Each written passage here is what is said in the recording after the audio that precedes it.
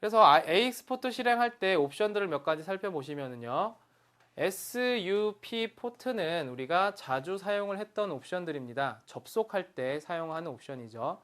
S는 서버 IP, U는 사용자명, P는 사용자의 패스워드, 포트는 DB의 리슨 포트를 지정을 하는 그런 옵션들이고요. 그 외에 제공이 되는 옵션들을 보게 되면 오브젝트라고 하는 옵션은 우리가 AX포트가 DB 전체에 대해서 테이블 전체에 대해서 혹은 뭐 객체 전체에 대해서 생성 스크립트를 만들고 DB를 데이터를 다운로드 받는다. 그런 스크립트를 만들어준다. 이렇게 말씀을 드렸는데 오브젝트라고 하는 옵션을 사용하시게 되면 선택적으로 이용을 하실 수가 있습니다. 예를 들어서 DB에 테이블이 100개가 있으면 나는 뭐 T1이라고 하는 테이블, T2라고 하는 테이블 이렇게 두 개만 뭐 다운로드를 받겠다.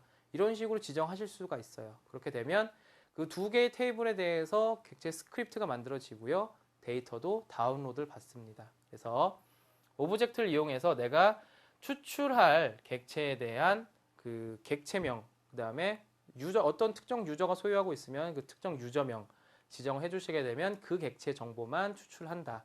이렇게 보시면 되겠고요. 그 다음에 T서버, T포트 같은 경우에는 우리가 추출한 데이터 혹은 이제 생성 스크립트를 추출을 하게 되면 이거를 어떤 다른 서버에다가 적용을 하겠죠.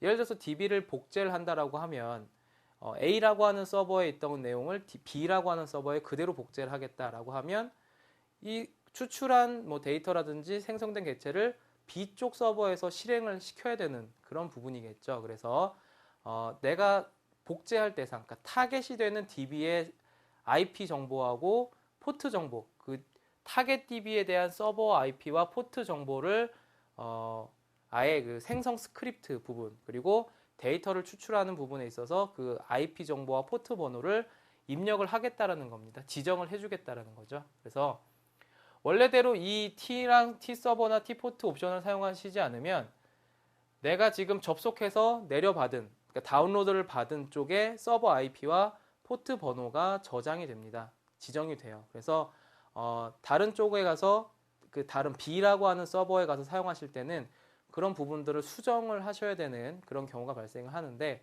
아예 T 서버하고 T 포트라고 하는 옵션을 이용하시게 되면 B 서버에 대한 내가 반영할 타겟 서버에 대한 IP 그다음에 포트 번호가 지정이 되기 때문에 그대로 수정 없이 사용을 하실 수가 있다라는 얘기입니다. 그래서 타겟 서버에 대한 정보를 입력할 때 T 서버, T 포트를 이용하실 수가 있고요.